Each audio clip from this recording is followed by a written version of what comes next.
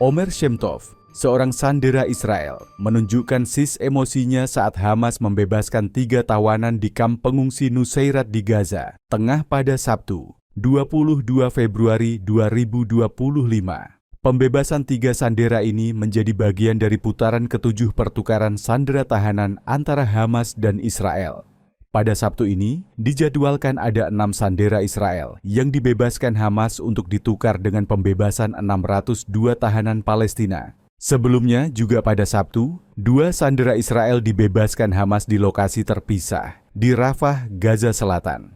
Pada sesi kedua pembebasan sandera Israel hari ini, Hamas membebaskan Omer Shemtov, Omer Wenkert, dan Elia Cohen.